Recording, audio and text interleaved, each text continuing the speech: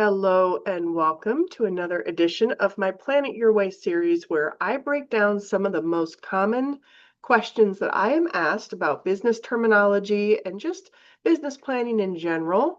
And today I'm going to talk about understanding different business models and how that relates to market share and market viability within a market. So first, we're going to go through the definitions of these different models that exist within a market. We're going to show you how that exists within a market and demonstrate the share that each different model takes within a market. I'm going to challenge some myths and assumptions that people commonly believe about these models. And we're going to talk about how all of this fits into you writing a business plan as a small business dreamer and owner. I have two books out on the business plan writing process. One is specific to the vet and pet services industry that is called Positive Blueprint. The link is there for Amazon. And the other is Small Business Dreams, which is the same content, but applicable to any industry. I talk about my 8-step method in both of these books that takes you from start to finish through writing a business plan that covers all of the key areas that should be inside of a well-rounded business plan. So first, and I want to warn you, some of these slides have a lot of information on them, but I want to break down the different models that exist across one market because there's a lot of questions that I get about market saturation and is this a viable market? And we're doing a competitive analysis and we need to understand who's there and who owns most of that market and does another business fit inside of that market.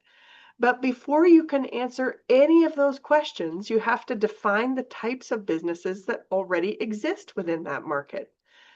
So here's a breakdown of the different defined types of businesses that live within a market. First, there's the corporate chain model. Large scale, standardized, requires a high market share, and you can think of this as your kind of big box store. And it requires a certain level of volume to support the type of overhead it takes to run this type of business and deliver this type of consistent model across usually large regions and areas. And usually they have a little bit slimmer margin, or they can offer a particular type of cost savings to the client. And you might see their marketing is a little bit more widespread, a little bit more systematic. Then next we have the consolidation or roll-up model. Now these could be both smaller and larger. It really depends on where you are sitting in the country. And sometimes these are hard to spot, but I have it here because it is a growing model, and particularly in some areas of the country, this could represent a pretty good portion of your area that you're moving into. So this is generally going to be a private equity or corporate-backed equity entities that acquire multiple independent practices or businesses to create kind of an economy of scale. So they purchase independent businesses, independent practices, and a lot of the time they maintain a local brand identity. Sometimes they rebrand the practices or businesses to be of a certain brand or have a little bit of a homogenous brand identity. But then they have this kind of centralized operational purchasing power and support systems. They might bring their marketing centralized, their human resources, and they have bits of standardization across a portfolio, and they almost always have some sort of area or regional support that goes with this sort of model.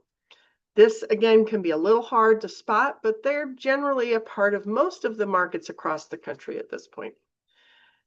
Then we have a franchise model. This is, generally speaking, a standardized business system that is licensed to a local owner, and these owners will pay ongoing franchise fees. So generally speaking, what somebody has done here is they've put together a business manual and a brand guideline. And you've got a menu of services, you've got a look and a feel, and you've got your operations mapped out. Very often they've got equipment lists and product lists, and it's kind of like a business in a box. and you've got central support systems and processes, and you've got a lot of structure that comes with this.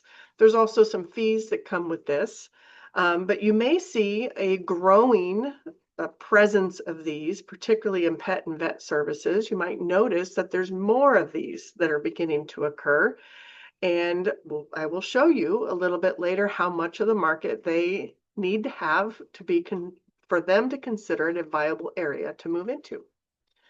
Then you have the independent model, which is your typical small business, independently owned. And that could be somebody that owns one or two or three. That's not really considered consolidation if it's just an independent owner that owns one or two or three in a local area. But this is the independent model. This is not owned by a larger corporate entity. There's not a central support system to be heard of.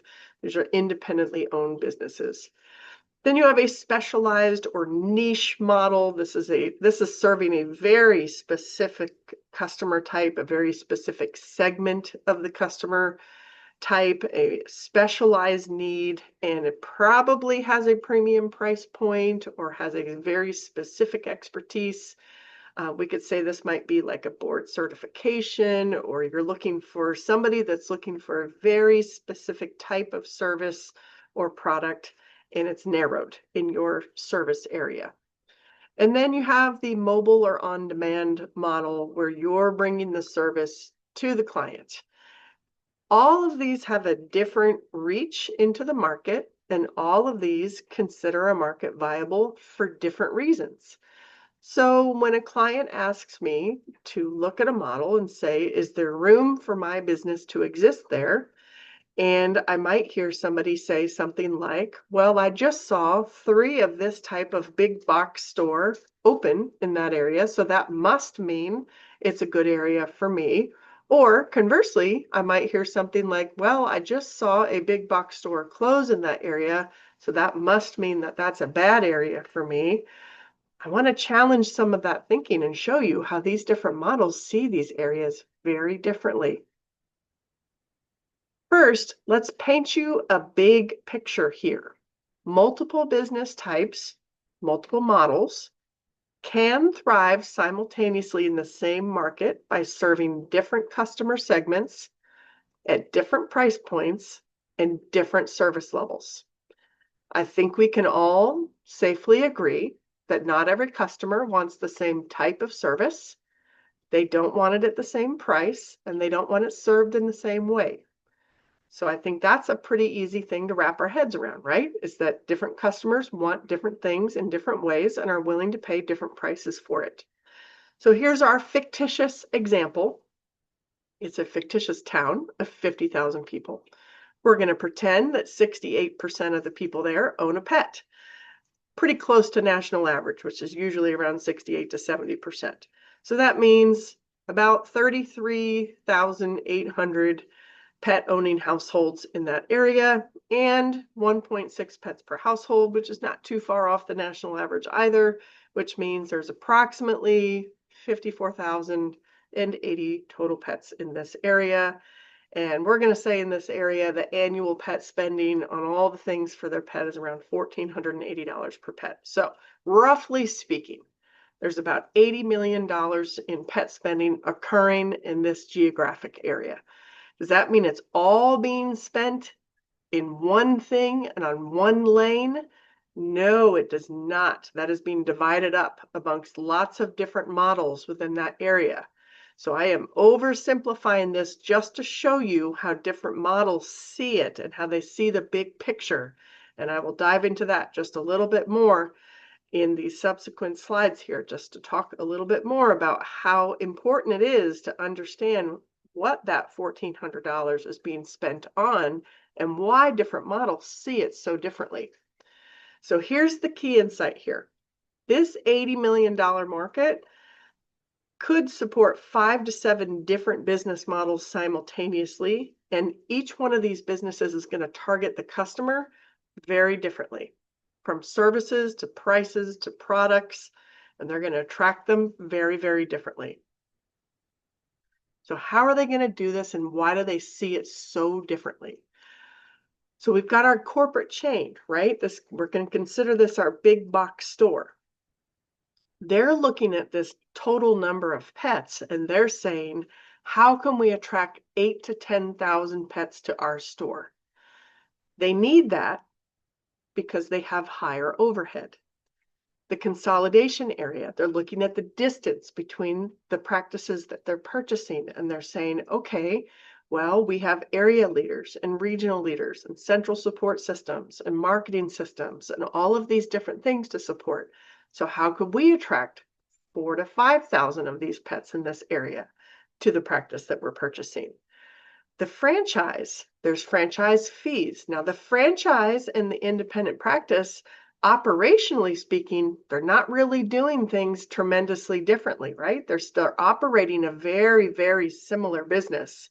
However, the franchise has fees associated to it. There's franchise fees, there's branding fees, there's continuous growth and optimization that is happening there that costs a little bit more money, that creates a little bit more overhead. So they're looking for a little bit more pets to be considered viable. So when you're breaking down the existing businesses that are in the area and looking for the viability of the area and saying, is there room for one more? That's going to be a consideration. Is there enough available in the area for us to add another business and continue to grow? So then we have the independent practice, and 2 to 5% might not seem like a lot, but that's actually a pretty standard number to put into a business plan, is to capture 2 to 5% of your local mileage radius. You're not looking to capture the 15 to 20% like the corporate chains do. You're only looking to capture the 2 to 5% that you believe will drive to your business within the competitive mileage radius that you've chosen. And then we have the specialized services that don't need to capture as many pets because their price point is a little bit higher. And then the mobile services that are going to physically drive to their patients and to their clients to provide the services.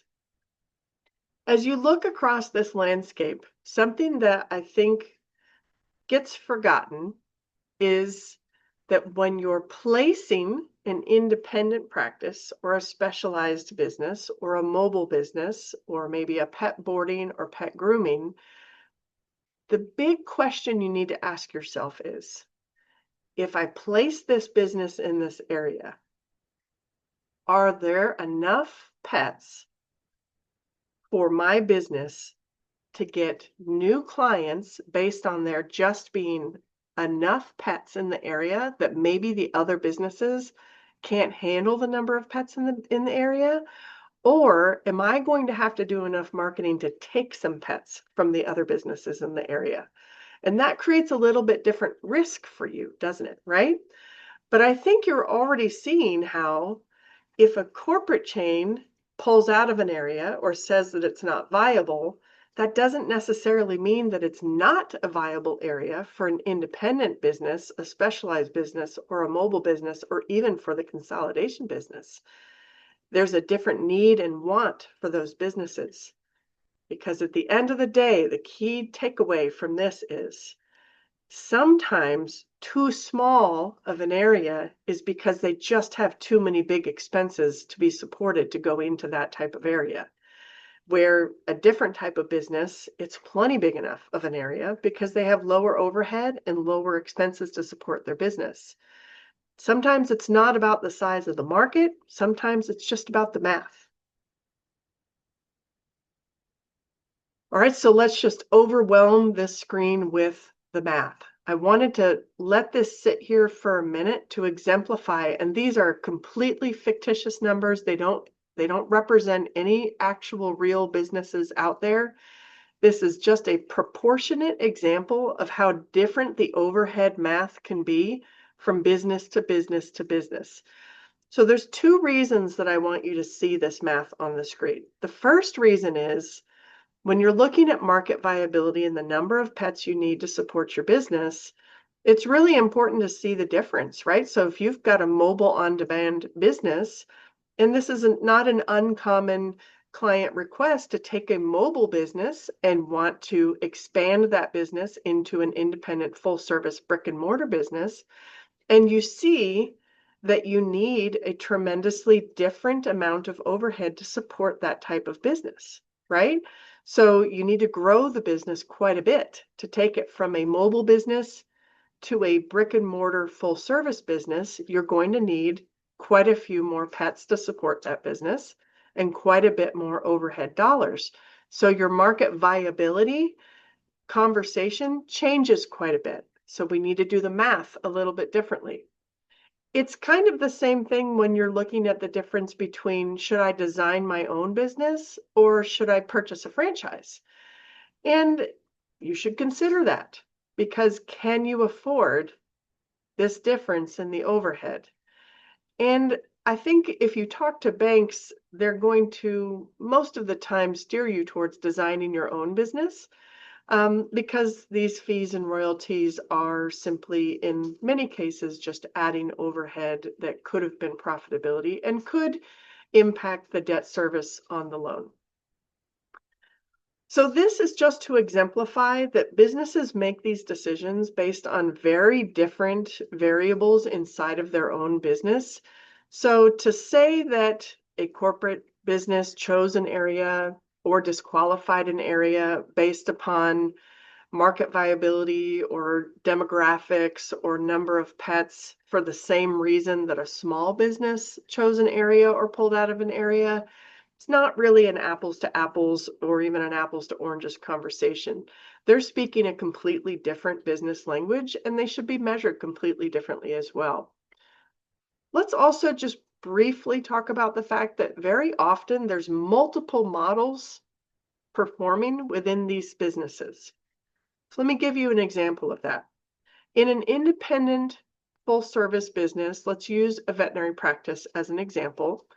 It's possible that it is a veterinary practice only, or it's a veterinary practice plus boarding plus grooming. In a corporate chain situation, it's possible that it's a opening of a veterinary practice only, or it's possible that it's a veterinary practice nested within a large retail store that also has a large grooming department and retail pet sales. There's a lot of different models that sometimes overlap and nest within each other. So sometimes you're looking at more than one of these nested within each other when you're looking at market viability and how many pets are needed to support each. So that's kind of the value of working with people that live inside of this math all the time, is it's not an apples to apples conversation. So try not to compare yourself if you're a small business to some of these larger ones. And if you're thinking about expanding your business, opening more locations, if you want to move from a smaller business into a larger business, it's a good idea to really think about the market viability and think about how much you'd have to grow that business to be able to support the overhead and how many more pets you might need to be able to support that business as it grows. So now let's challenge some common myths and assumptions that I hear pretty often. So first, franchises are safer investments, and I think that this is a pretty growing myth that is heard. Though if you speak to a bank about this, I think that you will hear that they would prefer that you finance your own business idea and that you don't necessarily add the extra overhead of a franchise or partial ownership options. The pet industry and vet industry are very secure industries that tend to do very well. And just to add extra overhead to models that can be well designed independently, I just don't know that this is a true statement here. I don't know that safer is a true statement.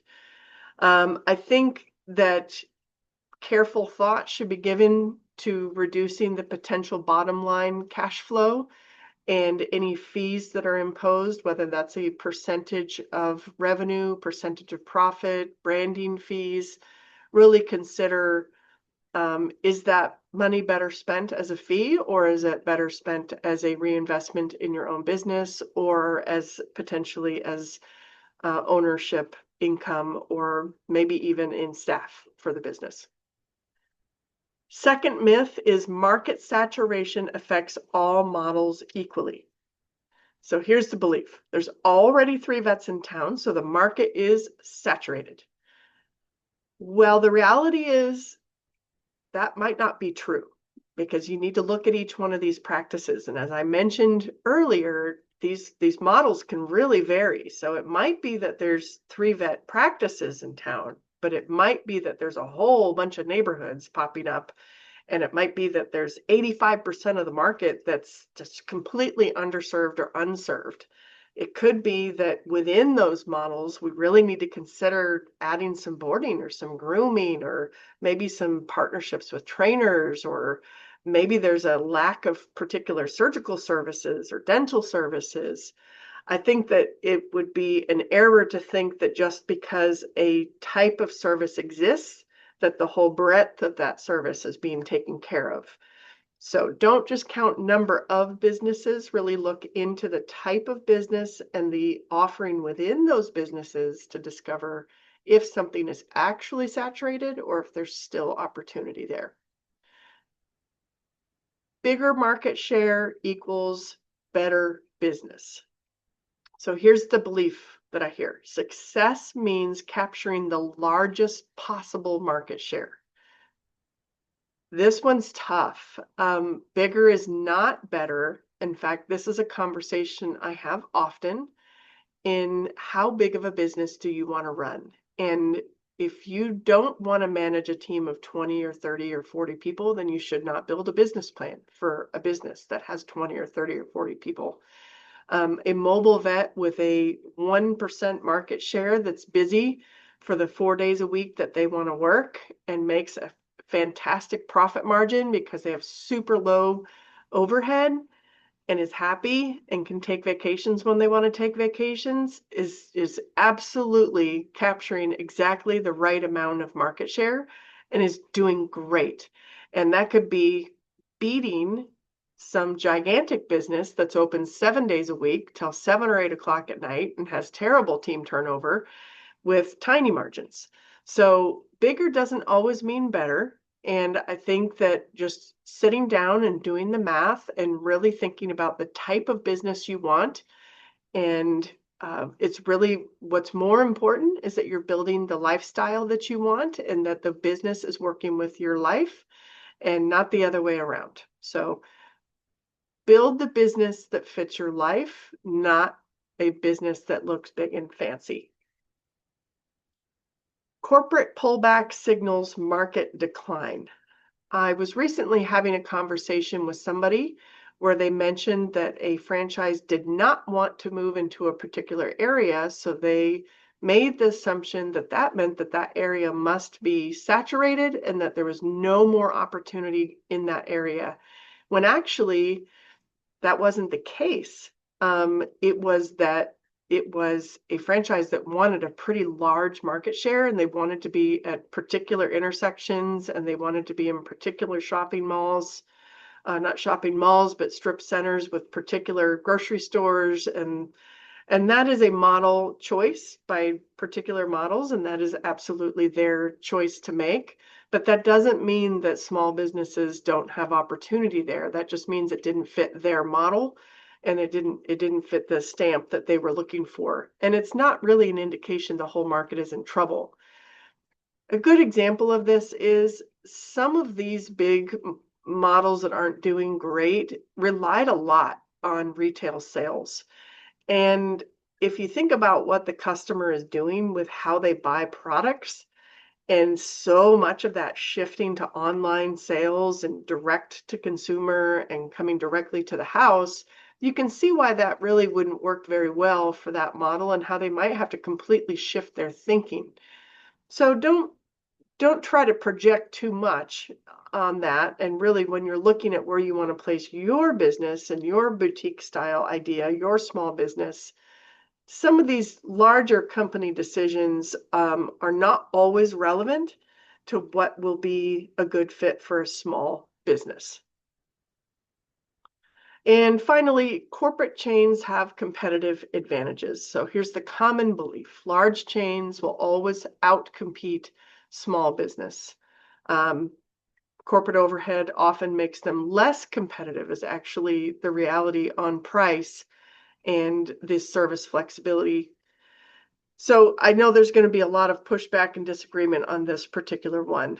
There are certain things that customers are attracted to when it comes to corporate chains. And the thing that customers are most attracted to is consistency. They're attracted to, for lack of a better term, a menu that doesn't change, and it's safe and consistent, and they can get the same product in the same way and delivered in the same way. It's a service consistency, it's a product consistency, and with some of the corporate chains, the customer has a little bit more opportunity to push back and speak their mind, and it's something that's a little harder to do with small businesses. So I think when we talk about competition and market saturation and what room there is for small businesses, I think we really just need to look at how am I going to fit inside of my market and how do I really see these other businesses in the area?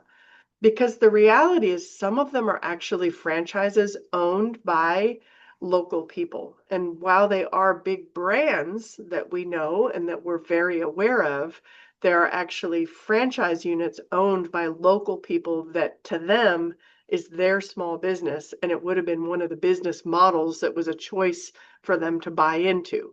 So that's really important for people to understand, as even though it looks like a big business, in some cases, it might actually be a small business that is following a playbook. So try not to fall for these common myths and assumptions.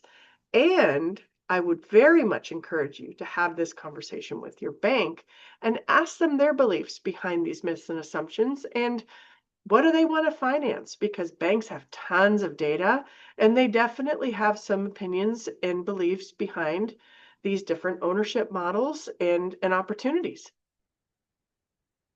So where does this fit when it comes to your business planning process? Well, the actual market analysis portion of a business plan for me and my process comes in, it's like the third thing that we tackle. After we get through the storyline and your executive summary and really kind of dig into the why and the purpose and your unique value proposition, we start to dig into your market analysis and get to know your competition. But that prevails throughout the entire process. How you fit into your area and how you're going to be a part of the piece of the puzzle in your area, how your model fits into your area, and how you design your model becomes a central concept to your whole plan. And how you understand these models is really, really important. And not just for how you enter your business, but also for how you grow your business, because you should rewrite this plan at least every 3 years while you're in business and as you prepare to sell your business, because these models will enter your area. It's important for you to understand how they impact you, how their service can impact you, how they see market viability, especially if you know how many pets they want to have in the business in the area and if that's going to impact you. Additionally, if you're considering expanding your area of business and adding a location to your business, the last thing you'd want to do is cannibalize your own existing current business by taking business from yourself to give it to another business that you are investing in at the same time. So understanding these market crossovers and market viability and market shares are a really important part of particularly the market analysis, but also crosses right over into that sales and marketing section and then ultimately shows up in your financial projections.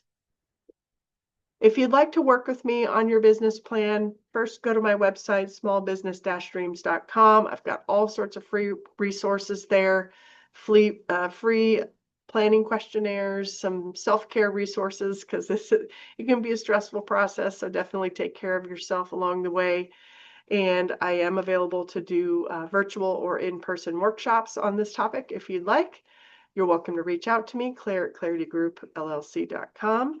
And you can expect a lot of transparency from me throughout this process. You drive the speed, I go at the pace of the people that are designing their own business. And I am looking forward to working with people on their dreams and aspirations, and asking you challenging questions and getting into some really interesting conversations along the way. I hope you've enjoyed learning about these different business models and how that relates to market share and market viability. And I look forward to talking with you again in a future Planet Your Way session.